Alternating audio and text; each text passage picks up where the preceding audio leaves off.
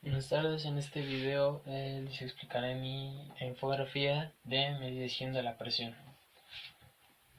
Primero empezaremos con la presión absoluta y la presión manométrica. Al hacer cálculos que involucren la presión de un fluido, se relaciona con una presión de referencia y normalmente la atmósfera es la que tomamos como referencia.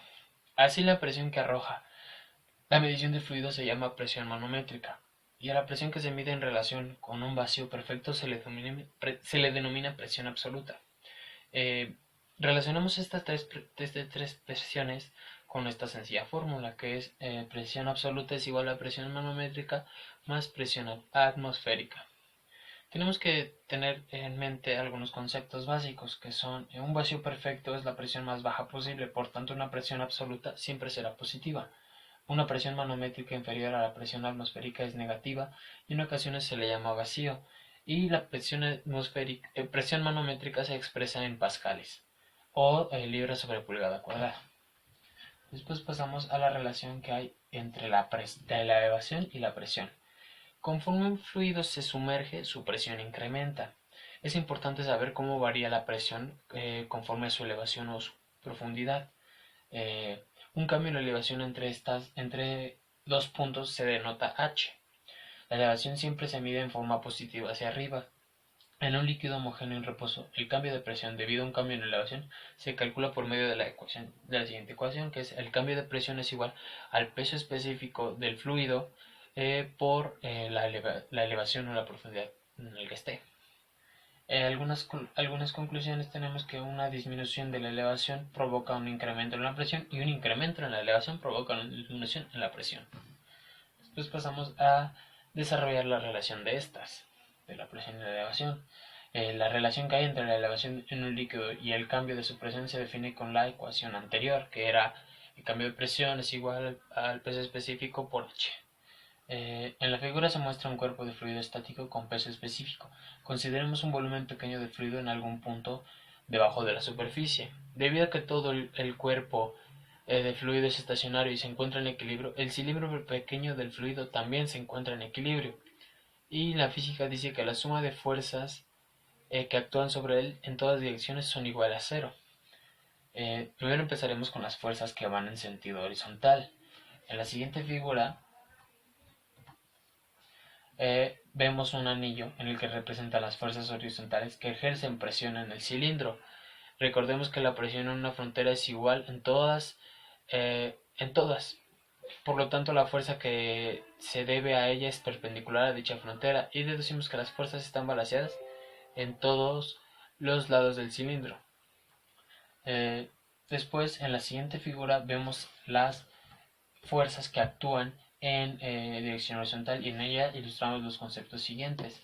La presión del fluido a nivel de fondo del cilindro se denomina P1, la presión del fluido a nivel de la parte superior se llama P2, a la diferencia de elevación se le denomina dz igual a Z2 menos Z1, al cambio de presión se lo denomina dP, por tanto P2 es igual a P1 más dP, y el área de la parte superior e inferior se le denomina A.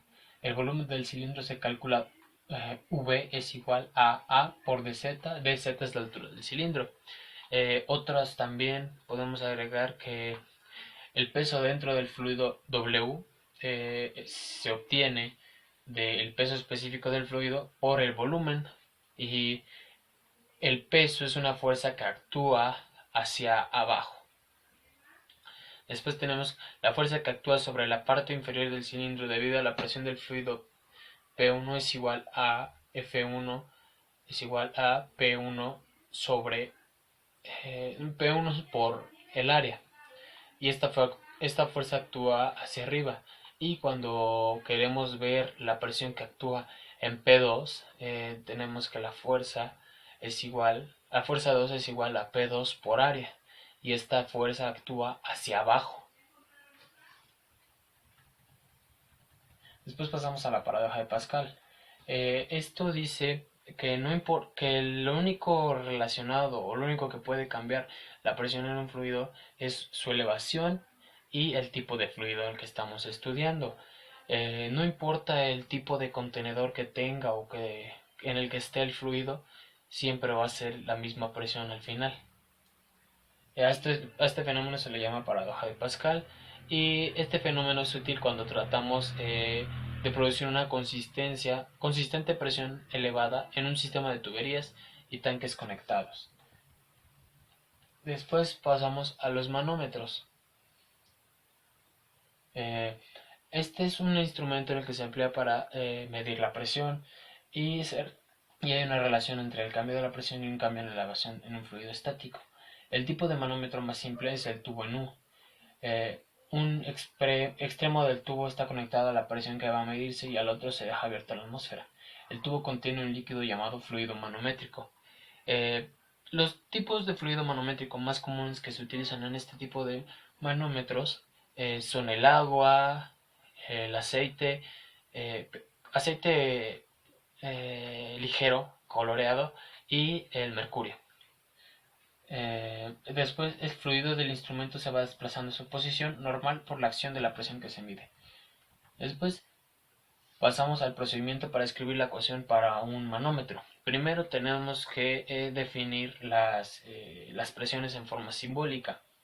Si un extremo se encuentra abierto, la presión es atmosférica y se toma la presión manométrica como cero. Después sumamos los términos de la presión, de los cambios de la presión. Cuando el movimiento de un punto a otro es hacia abajo, la presión se incrementa y se suma el valor de la presión. Y cuando el movimiento es hacia arriba, entonces la presión disminuye y se resta el cambio de presión. Este proceso continúa hasta que se alcance el otro punto extremo. El resultado es una el resultado es una expresión para la presión. Después pasamos al tema de barómetros. Este es un dispositivo para medir la presión atmosférica. Consiste en un tubo largo cerrado en uno de sus extremos y se llena al inicio con mercurio. Después se sumerge al extremo abierto bajo la superficie del mercurio que se encuentra en un contenedor y se permite que alcance el equilibrio. En el extremo superior del tubo se produce un vacío casi perfecto que contiene un vapor de mercurio a una presión de solo 0.17 a 20 grados centígrados. Si comienza en este punto se tiene lo siguiente: la presión atmosférica es igual al peso específico del mercurio por H. El barómetro data del siglo XVII. Un científico llamado Evangelista Torricelli publicó su obra en 1643. La longitud del barómetro es de 900 milímetros y el del tubo donde se contiene el mercurio tiene un diámetro interior de 7.7 milímetros. Los rangos de escala en el que se encuentran estos barómetros en comercio o para vender son aproximadamente de 870 a 1100 milibares. Un bar es igual a 100 kilopascales. También tenemos 650 a 825 milímetros de mercurio y 25.5 a 32.5 pulgadas de mercurio. Después tenemos la presión expresada como altura de una columna de líquido. A veces cuando se miden sistemas de presión de flujo, la magnitud de aquellas es pequeña. Se utilizan manómetros para medirlas y se toman en unidades como las pulgadas de agua. Una pulgada de agua es igual a 0.0367 psi y en las presiones más elevadas se mide con un manómetro de mercurio. Una pulgada de mercurio es igual a 0.497. Después pasamos a los tipos de aparatos para medir la presión. Primero tenemos el burdón. En la presión que se va a medir se aplica al tubo interior aplanado, el cual normalmente tiene forma de segmentado de círculo espiral. El incremento de la presión dentro del tubo hace que se estire un poco. El movimiento del tubo se transmite por medio de una unión que hace girar el indicador de la presión, el puntero.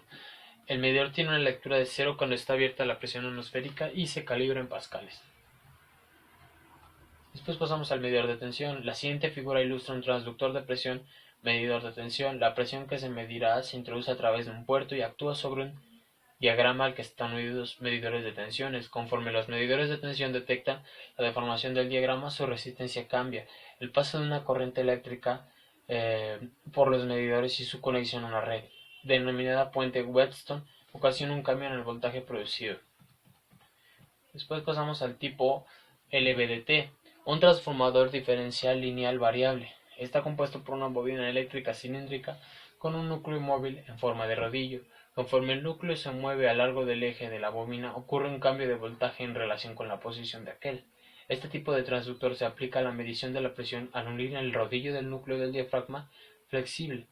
Los cambios de presión hacen que el diafragma se mueva, lo que desplaza el rodillo del LVDT. El cambio de voltaje resulta se registra o se indica en un medidor calibrado en unidades de presión. Después, piezoeléctricos. Ciertos cristales como el cuarzo y el titanato de bario muestran un efecto piezoeléctrico. Consiste en que una carga eléctrica a través del cristal varía con la tensión que se ejerza sobre él, al hacer que la presión ejerza una fuerza en forma directa o indirecta sobre el cristal. Se ocasiona un cambio en el voltaje relacionado con el cambio de presión. Y transductores de presión de resonador de cuarzo. Un cristal de cuarzo eh, resuena con una frecuencia que depende de la tensión en el cristal.